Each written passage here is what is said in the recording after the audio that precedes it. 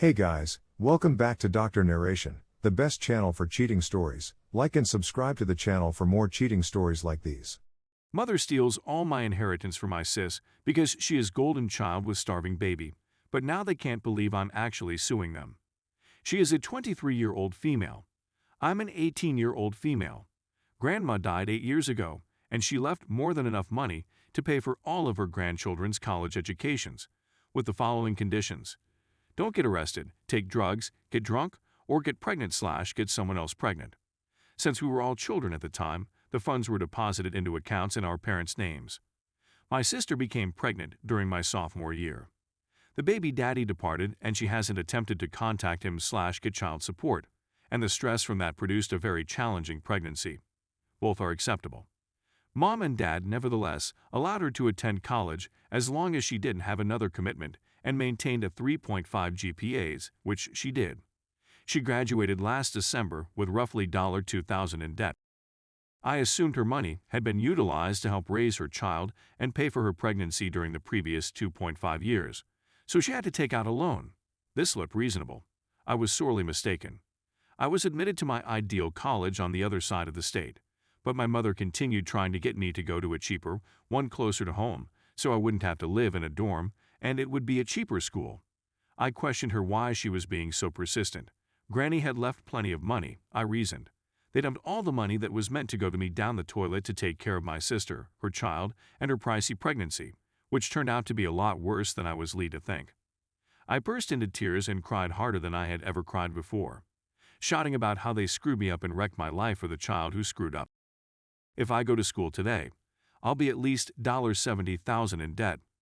I believe this irritated my sister, and she asked me in a very emotional tone whether I'd prefer her be homeless and unable to care for her child, who she reminded me was a live creature, because she didn't have an education/support system, just so I could go to college and have a decent life. I responded, yeah, how it's not fair that she gets to screw up, get drunk, and sleep with so many people she doesn't even know who the baby daddy is, something she told me but apparently not mom or dad, and how she keeps violating rule after rule when I haven't even had with my boyfriend, and now I'm the one who has to pay the price. Everything simply continued to devolve into more shouting and fighting until I left. I've been spending the last several days with my boyfriend. I know I shouldn't go anywhere with Rona, but I simply wanted to be with the one person who seems to care about me. Mom has been texting and phoning, pleading with me to come home, claiming that if I can just be fair and not demonize my sister, we can probably work things out. I informed her that unless she had money left over from Grandma, she should not contact me until I have paid off my college debts in 50 years. Is it possible that I went too far? A lot of it was emotional, but I feel screwed over here and like I'm being punished despite the fact that I followed the rules. I've since slept with my boyfriend, since I thought if I'm going to get punished the same way I would if I violated all the rules, I can at least have fun. Edit. I've been contacting sis this morning to attempt to reconcile things with her since I didn't believe it was her fault that mom and dad spent the money. She was informed about it after she graduated and instructed to keep it a secret from me. She has promised to pay for a book or two, but not more since she wants to escape out from under mom and dad's thumb. She'll probably party again since she doesn't disguise how much she misses it. Edit 2. There was a little left after sis finished college and was informed about everything. They decided to put money toward getting her a vehicle so she can go to work, and she agreed. Now I'm upset at all three of them again. Edit 3. I sent the lawyers a copy of the will. He believes that because of the way it was put up, he can't be confident we have a case right now, but there's a decent chance. Edit 4. Lawyer thinks they may have breached Grandma's trust, so he's contacting a trust lawyer buddy to make sure he's interpreting it correctly. Edit 5. Oh, so many edits. Auntie contacted me. She is enraged with my parents. When she contacted to inquire about what was going on, all they did was, in her words, attempt to rationalize it. It turns out that dad and mom offered to pay for an abortion, but sis refused. Understandable, I wouldn't either, but still don't always get what we want. My sis believed receiving government support was a shambles and refused. As a result, mom and dad thought that this was the only way to keep her safe. She claims they are still not sorry, and her mother claims she would do it all over again if she could. And as you can expect, they're furious with me for informing others. But because it's just making others angry, I'm simply giggling at this point. Story 2. Wife's uber religious aunt. In this tale, her Aunt Dory and Uncle Bob are the central characters, not me and my wife. To provide you with some information, my wife comes from a highly conservative Christian religious family with strong values. In order to maintain its instructions to members, the organization required that women refrain from wearing jewelry and that they do not dress in slacks or pants, nor do they clip their hair. My wife does not agree with all of the notions, but she does regard them to be rather puritanical in nature. In addition, she nearly worships the ground on which her Aunt Dory strolls about. Grandma Dory is a rock star at her church. She stands tall and statuesque in the congregation and works on the finance committee in addition to teaching Sunday school. Dory graduated from college with a degree in finance and worked her way through the ranks of a forensic accounting firm in the process. The fact that she works for a company that subcontracts with the government to investigate organized crime is a family secret, but I think she does so.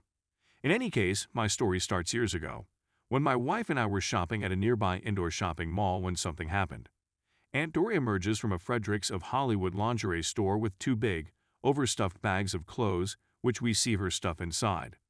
Garter belts and baby doll nighties are just a few of the items available at this lingerie shop, which isn't your typical lingerie store. It was obviously out of character for a devout matriarch to behave in such a manner. The moment Dory spots us and realizes we are watching her, there is an awkward pause as her face becomes pink. Then she hurries away as soon as she can, saying just hello. When my wife and I hear this, we both laugh a bit, and I half-jokingly say, I hope that was for Uncle Bob. Uncle Bob is the exact opposite of Dory. He's short, round, and devoid of imagination. As long as we've known him, he's been working as a bus driver, and he doesn't seem to be interested in moving up from his current position of 40 hours a week at little more than minimum wage. Consequently, I don't think much more about the chance meeting, but it seems that my statement annoyed my wife. It doesn't take long before she's announcing to me that she'll be having lunch with Aunt Dory this coming Saturday. They have left, my wife has returned home, and I have a strong sensation that something is amiss. She seems to be gloomy, forlorn, and melancholy, and she does not say much. After a few of days, my wife finally tells me what happened. A close-knit team of people, including an old gentleman from one of the alphabet organizations, was working on a case that took many late hours, according to Aunt Dory's account. Dory and him were having a love relationship, and one night she cheated on Uncle Bob in front of everyone in the conference room.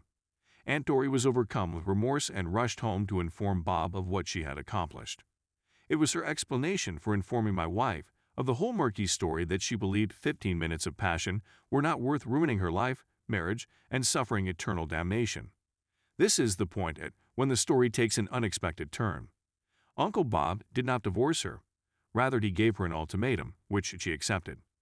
Dory and Bob were evidently not intimate with each other very often, and Bob came to the conclusion that if he wanted to stay with Dory, she would no longer be able to say no. Of course, my lecherous imagination turned this into a circumstance where I could get away with it. Bob also counseled Dory that she should spice up the bedroom by acquiring provocative apparel and modeling it for him on a regular basis.